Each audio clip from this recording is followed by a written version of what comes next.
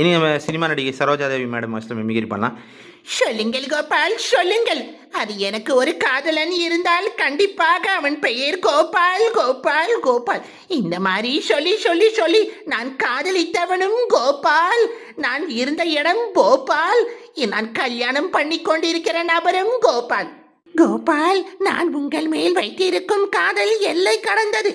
நான் காலையில் பல் வளர்க்கும் போது கூட கோபால் பல்பொடிதான் உபயோகிப்பேன் கோபால்.